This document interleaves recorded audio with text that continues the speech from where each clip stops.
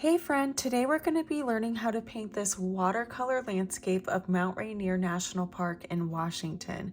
I can't wait to paint this artwork with you today. Without further ado, let's get painting. For today's tutorial, I'm going to be using 6 different colors. We have Perlyene Green, Sap Green, Prussian Blue, Payne's Gray, Burnt Umber, and Purple. I'll also be using a touch of some white gouache. Any opaque white paint will do, such as acrylic.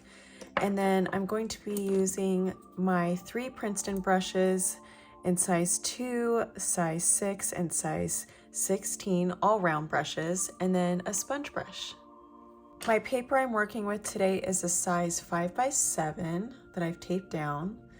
And to begin, I'm just going to dip my sponge brush in some water and just add some water in the top half where we're going to have our sky.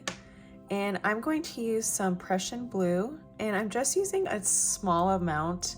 I'm going to have some clouds above Mount Rainier, but I just want to have just some pops of this nice Prussian Blue towards the top area here, leaving some variegated white areas in place to mimic some clouds. And I'm just gonna kind of sporadically place it, and keep in mind Mount Rainier will be placed here, so I don't want too much blue in this kind of region. But I'm just adding some touches of this Prussian Blue, especially in the corner areas. Just a little bit downward, not too much.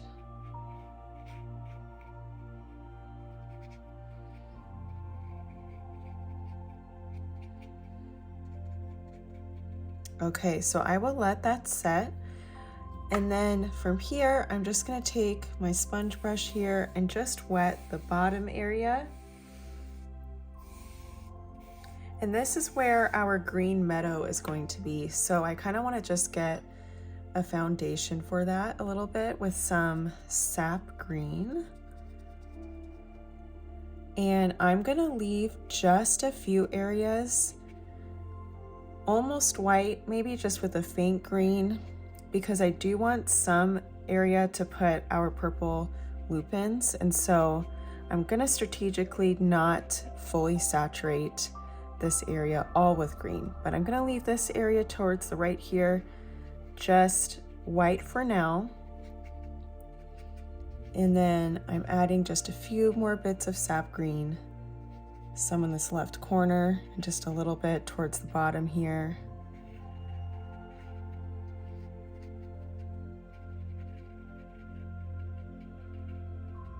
Okay, so from here, I'm going to add just a little bit of faint purple.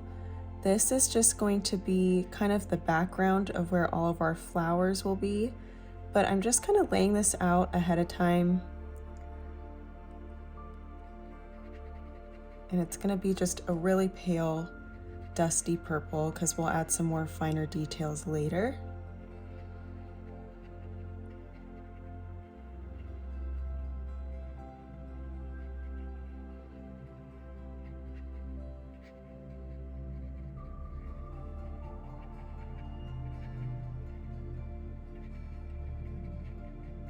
Okay, and while the lighter green areas are still drying, I'm just going to add a little bit of Perlyene Green to kind of give some shading on top and just let it bleed out a little bit.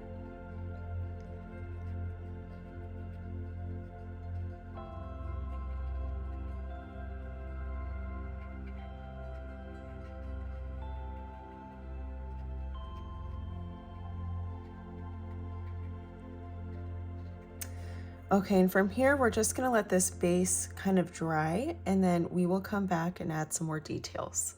Next up, I want to start kind of building a couple layers of mountains way in the foreground, and I'm going to be mixing a little bit of Prussian Blue with a touch of Perlyene Green. If you don't have Perlyene Green, you can actually mix Prussian Blue, Payne's Gray, and some Burnt Umber to get a color very similar to that. So don't worry if you do not have that color. Okay, so just carrying on with my size 6 brush, I just want to lay out a wash of water, and I'm going to have it come just slightly towards the left here and carrying it over towards the right, slightly swooping upward. And I'm just gonna do a faint wash of water. And it's okay if it slightly overlaps on the purple. Okay, so once I have this wash of water, I'm gonna make sure and have the water be a little bit of a rough edge when it meets the purple, just to give it some texture, because we will have some color bleed downward. And so we still want the flowers that we'll be placing to have a little bit of variegation in their texture. And that's just gonna help lay that foundation for us. Next, I'm gonna start using my size 2 brush with light pressure with my hand. And I want to just apply this blend of color. It's kind of like a moody blue-green, more of a slate gray blue-green. And I'm just adding a touch of this color all the way across. I'm now just gonna use my brush here just to kind of buff out the transition here while this area is still damp and wet. And that way we get kind of this moody, misty effect. Once I have that laid out, I'm going to just start adding some pine trees here. And I'm using just the tip of my brush to get kind of just this jagged texture. These pine trees are not gonna be very fine-tuned detailed, but just enough to mimic pine trees that are way far out in the distance is fine. So I'm just doing these kind of loose lines here, and then I'm just giving each line some texture on either side, and I'm leaving kind of a point at the top, but it's very loose. And we'll add a few more in focus trees that are closer to us to the painting, but just for now, just having this nice texture all the way across this area here to get these moody, misty pines is what we want, but it's quite loose.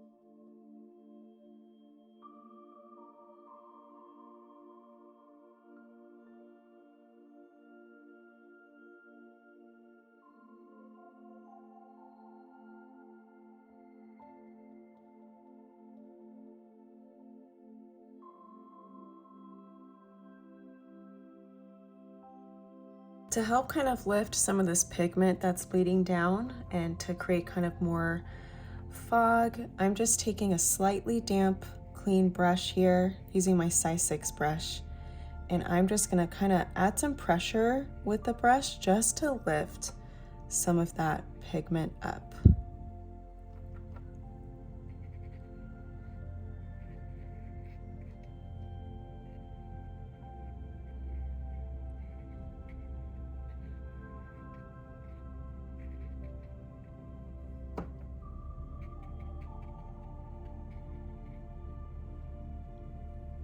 Now I'm gonna do something kind of similar, but this time it's gonna be a little higher up and angled towards the left here.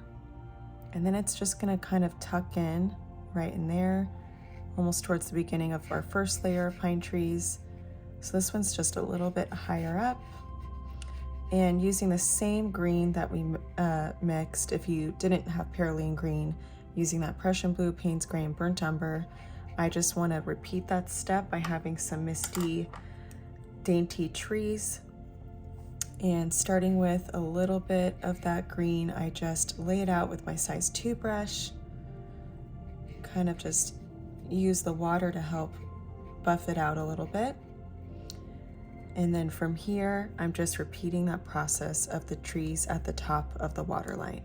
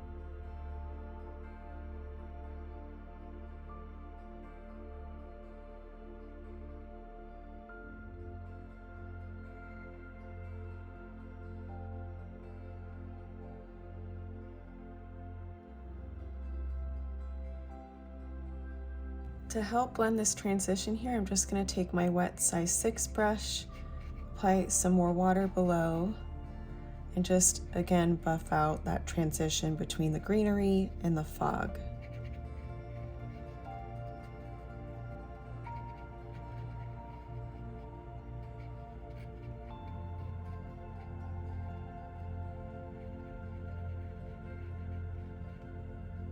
And here I'm just going to add a little touch of more green just so we can see that there is this other layer of pines that kind of comes up here towards the right that we did first.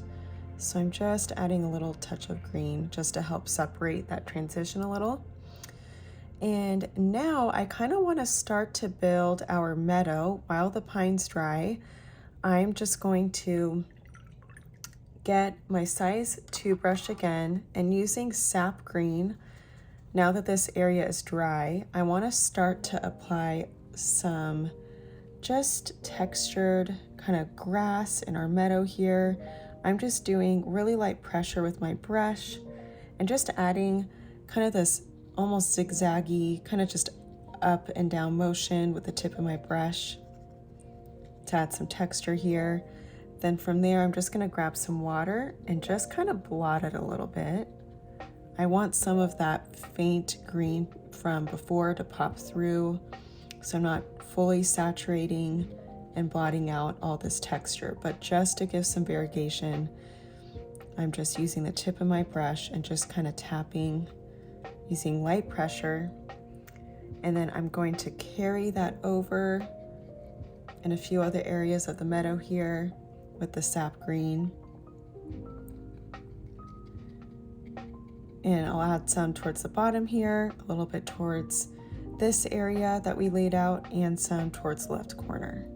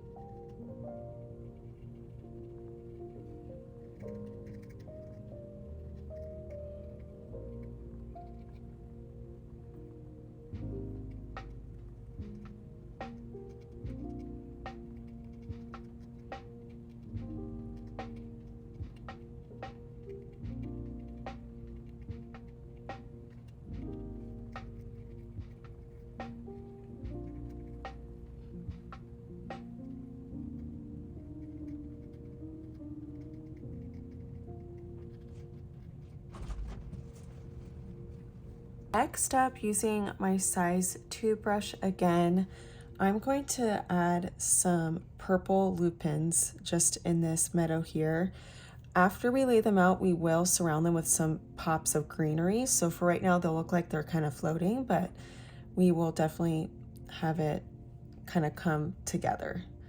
So to get this lupin shape, all I'm doing is using the tip of my brush, and I'm doing these really delicate, dainty, loose, almost just rounded cone shapes. They kind of look almost like teardrop shapes. And so we've got a couple here, and I just want to use the tip of my brush all throughout just to mimic this kind of tear shape. Some can layer on top of each other a little bit. And again, I'm using kind of a watered down purple here. I don't want these to be too dark purple. And then from there, I am going to allow these to dry before we add the pops of greenery, so that way they don't look like they are floating.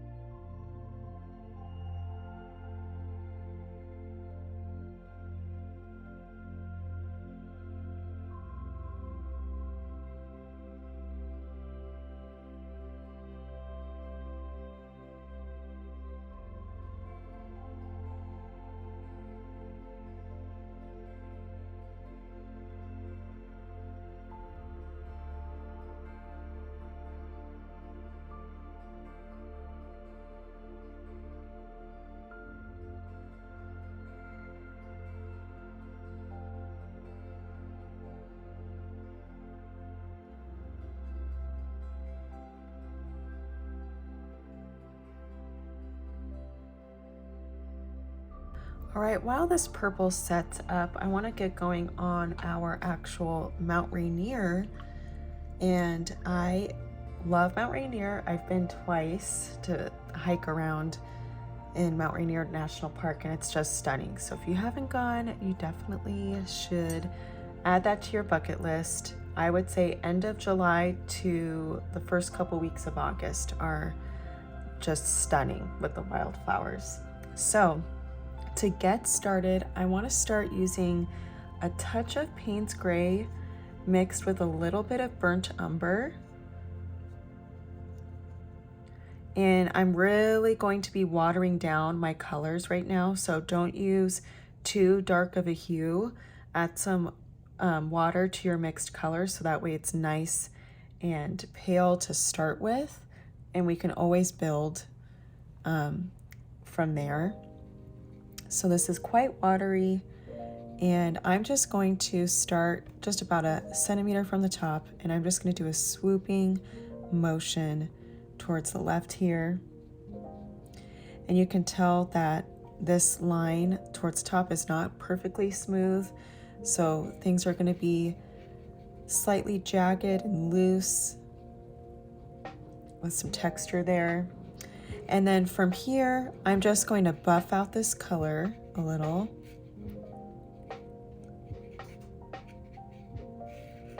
And while this area is still wet, I'm going to take some plain Payne's gray, and I want to get some of the rock formations kind of laid out here.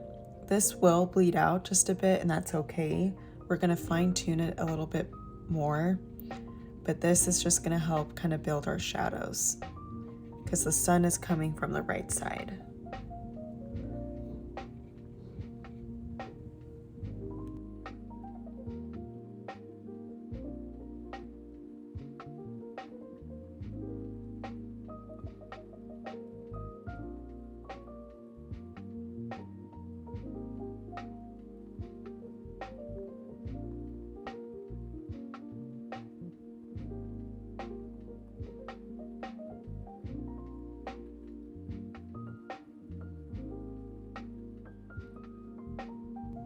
From here, I'm just going to take some water, and I'm just going to do kind of a swooping motion with the water here.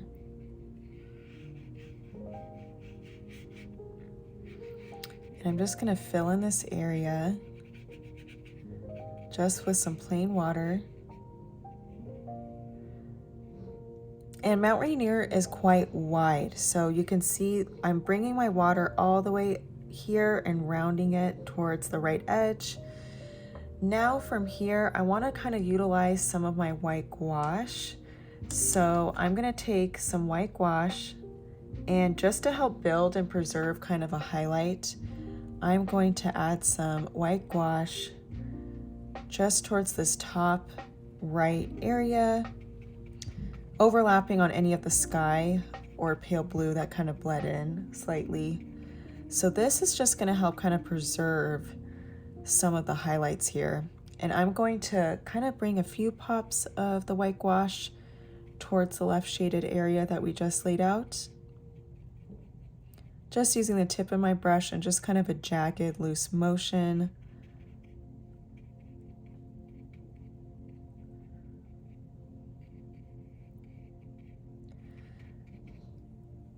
Now, just to kind of slowly build our mountain here, I'm going to carry on with that blend of a little bit of Payne's gray and some burnt umber just to tone it down a little bit. And I'm going to add plenty of water to it as well. And I'm just going to slowly start to build our shaded areas. There's some stunning glaciers on this mountain and just crevices, etc. And I just kind of want to build some of that kind of variegation on the mountain. Okay, so I'm starting with kind of a diagonal crooked line, kind of pointed towards the left corner of the page here. And then using the tip of my brush, I'm going to do just a few textured lines, kind of swooping down. Then I'm just going to add a few touches of this color using just really variegated motions with my hand and light pressure. I'm going to kind of buff it out as it goes towards the trees. Okay, carrying on, I'm going to do just another kind of area that's shaded here, just slightly smaller than this one here.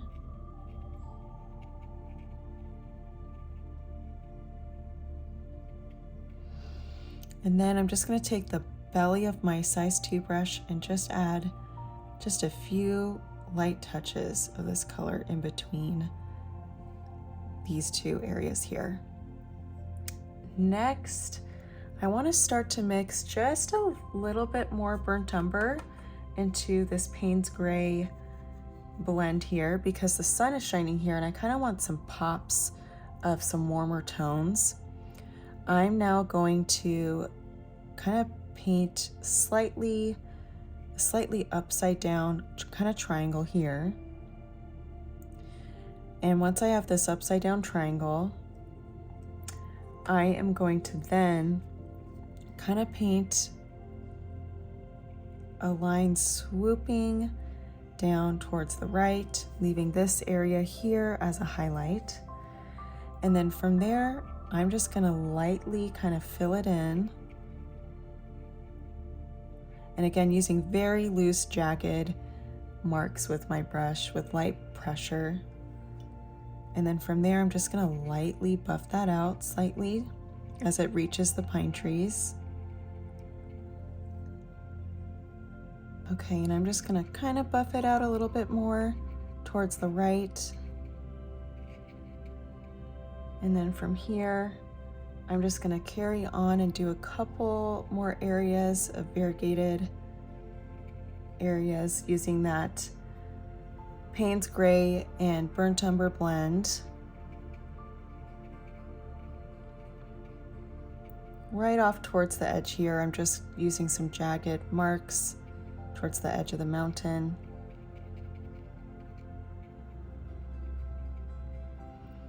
And then I'm gonna do just a few variegated areas with the tip of my brush, just to add some texture.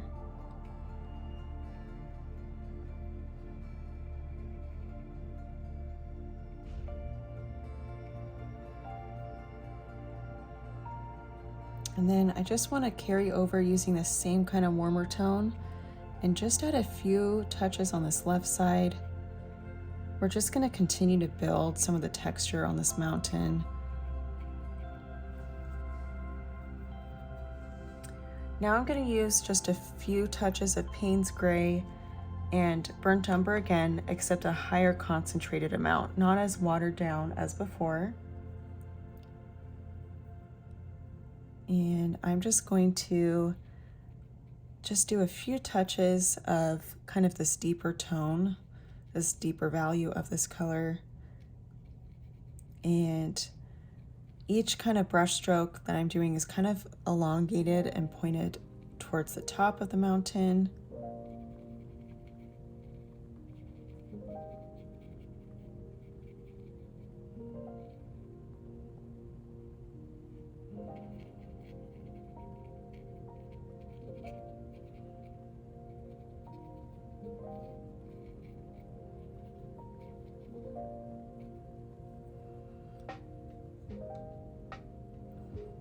Okay, so I am just adding just a few more touches on this left side.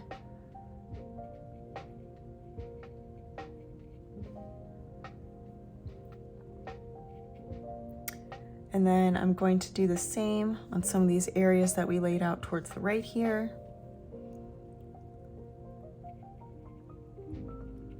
So I'm not fully overlapping this base that we did, but just on some of the edges, like on the right side, I'm adding just a few more touches of shading.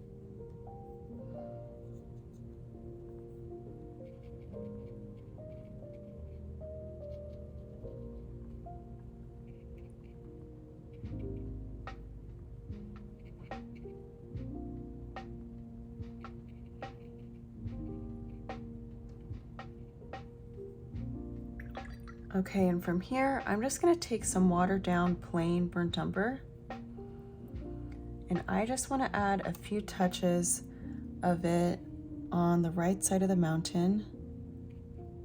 And I am just going to dab a few areas with it. And then I'm going to take some water and just buff that out. The reason why I'm doing this is because I want kind of a golden hue where the sun is facing Mount Rainier. So that's why this side here is a little bit more cooler toned and slightly more shaded.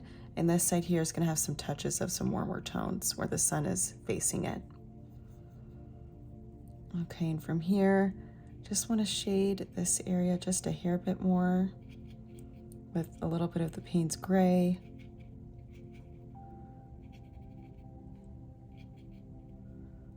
Okay, and up towards the top of Mount Rainier, I'm just going to add a touch more of white gouache. And again, using the tip of my brush just to add some highlights towards the left, slightly in the top area.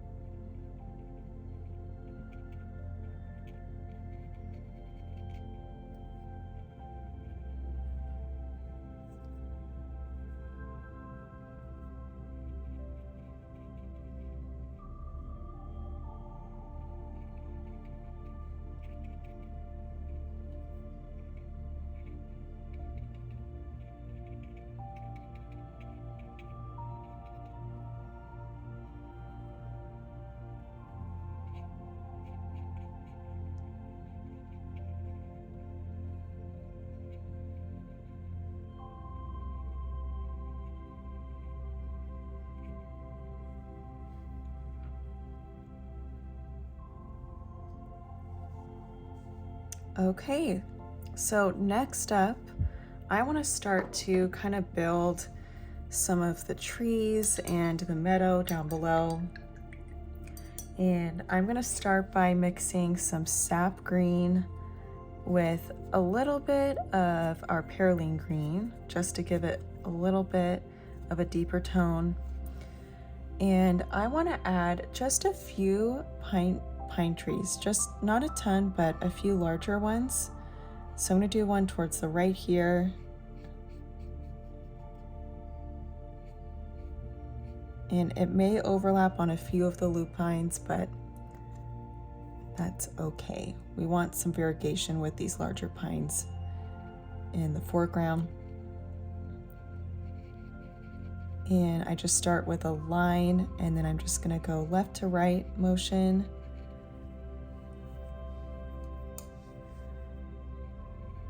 Kind of just this really loose zigzaggy motion. And the top is very pointed and elongated, and the base is just slightly wider. The pine trees in Mount Rainier are very tall and more narrow than what I'm used to seeing in California compared to like Yosemite or other landscapes. I love the whimsical quality of the pine trees in Mount Rainier and how kind of tall and narrow they are. And so I just want to kind of mimic that with a couple trees off towards the right, giving them nice texture, using light pressure with the tip of my brush. Okay, and maybe I'm going to tuck in, just kind of underlapped behind these lupines here. And I'm just going to do a third one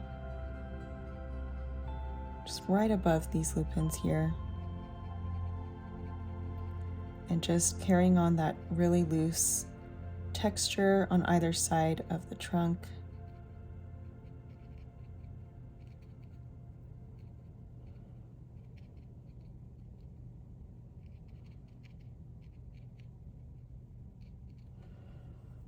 Okay, and then from here, I just want to tuck in and add a few more pine trees, just slightly towards the left and just a few popping behind the flowers as well.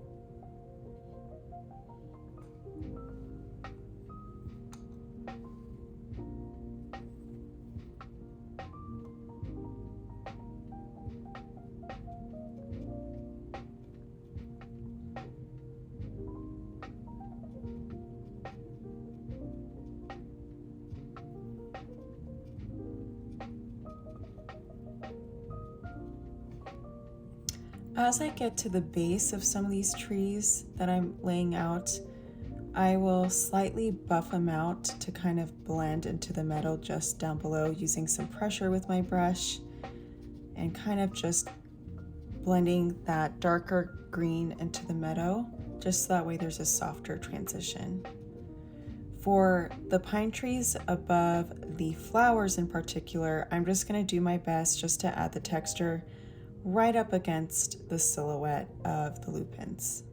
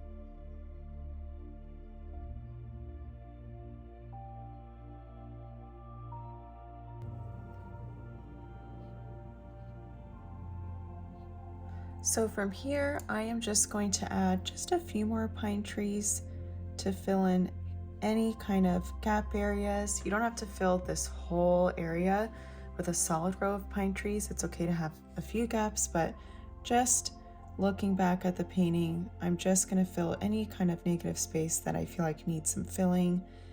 And then once I've laid out my final trees, from there we will start to detail our flowers a bit more and our meadow below.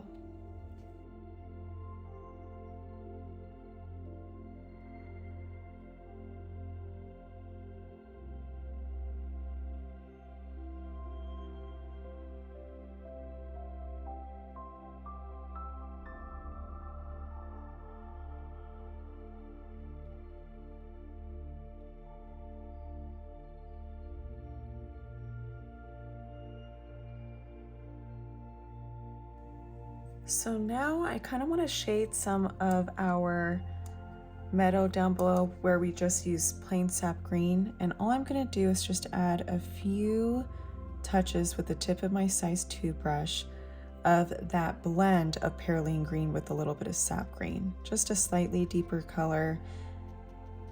We just want a few touches of this shaded version of the sap green, and that's just going to give the meadow a lot more depth and dimension.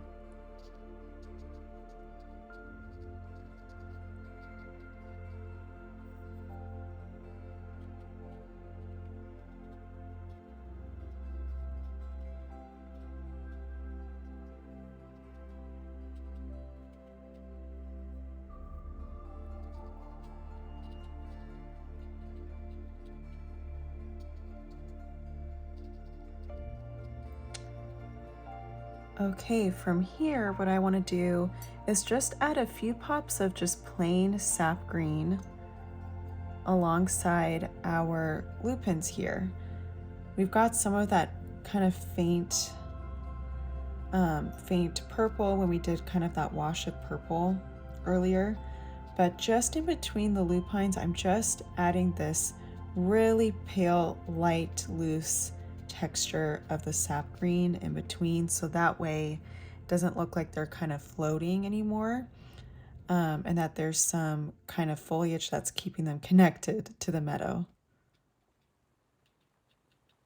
So just within these little kind of white gaps in between the flowers, not too much, but just enough so that way we can tell that they're not floating.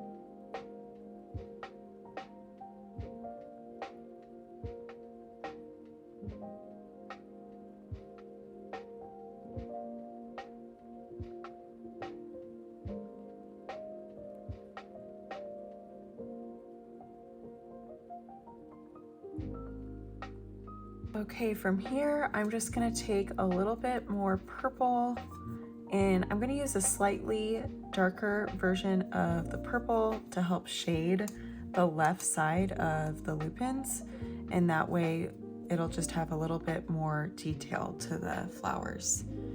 So I'm just going to just do some really light pressure with the tip of my brush, and I'm just going in and kind of shading the left side. That way, where the sun is shining, we'll have just a good kind of pattern here, with the right side of Mount Rainier being the lightest and the right side of all the flowers also being the lightest as well.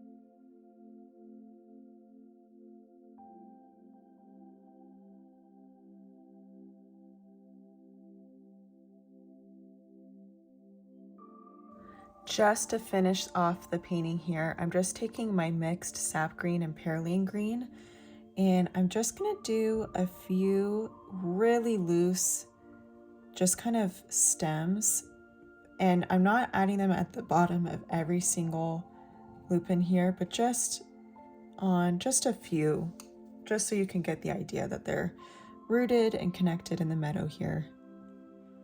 And they can be slightly faint and not super defined, but just really loose.